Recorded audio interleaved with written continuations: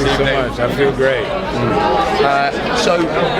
Last week they broadcasted your Desert Island discs. How was that whole experience of kind of sitting there in the studio with Lauren Levert and kind of spilling your, telling your story? I had a blast doing it. I haven't heard the show, but I guess I don't have to hear it because I know it.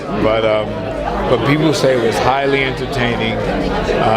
They said it was great. So I have a link to it, but I haven't had time to get to the link. And do you think that you chose all the right tracks? Are there any that you would add to it? It must be tough to boil it all down. First of all, I really honestly hate anything where they ask me, what's your favorite this and what's your favorite that? Because I've had so many wonderful musical experiences in my life. I always usually say back to the host, well, what's your favorite food? And they go, I said, really, was that your favorite food last week too? It fluctuates. You don't really know. It changes all the time. So I remember seeing you at Glastonbury 2 years ago on the Pyramid stage. It was a fantastic performance. Have you got any plans to return there?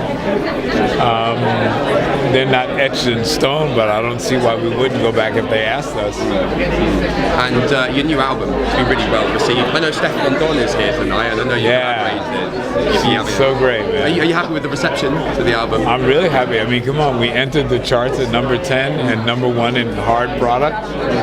That's pretty cool. And I look at it like this. This is really where I want to be because I want the record to grow. I want people to really hear it. I don't like the way that today's music business feels like you hit the charts and then you start going back the other way. I wish we had hit, honestly, I wish we had hit like 99 or something and just sort of ease our way up as people learn more of the music instead of just everybody getting it, feeling like they have to make an opinion and they can only listen to it once. I mean, trust me, I've been doing this all my life. I would have never in my world made an opinion on any album that I just heard one time, because I know that I listened to it 5 or 6 times and all of a sudden the music sounds different to me. It's just you learn that in music school. It's what we call internalization.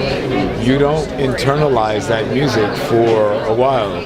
That's why you need repetition to hear it. And you've been involved in so many projects along the years, there's too many to count. How do you keep your energy levels up? And is your mind still as fresh as it was then in terms of enjoying the music? Oh, it's better. It's better. When it comes to enjoying it, I enjoy it more. Now, I can't say that it feels as romantic as when you're a kid. It feels romantic because there's a huge amount of discovery happening.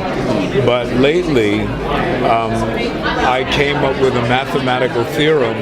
Once I was watching a piano player, famous jazz piano player named Barry Harris, play over John Coltrane's Giant Steps. And I watched his fingers, and I thought to myself, I'm going to keep working on this, and I'm going to write a mathematical theorem that I actually think makes a lot of sense when it comes to playing jazz. And then one of the guys in my band said, I think Coltrane has actually already written that. So I'll look it up and see if he sees it exactly the way I saw it. So exciting. And so you had a lot of people feature on your album, and a lot of them are from kind of new and exciting scenes emerging. There's Stefan Don from the grime scene in the UK. Have you kind of explored that? Have you listened to other grime music? Of course I have. Yeah. I'm here so much. Exactly. What are your thoughts on the scene? It's growing. Lots of grime artists here tonight. I think it's great, man. I think it's. So I happened to come here. The day my plane was landing was the day after the Grenfell fire. So I ran into a lot of people who were being very vocal about what had happened. So I met, Stormzy and guys like that, and people.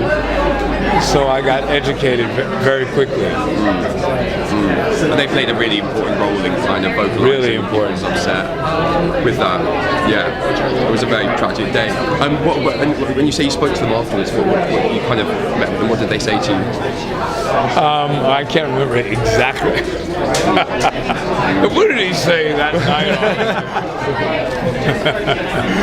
But it was just the vibe. You get close to a person.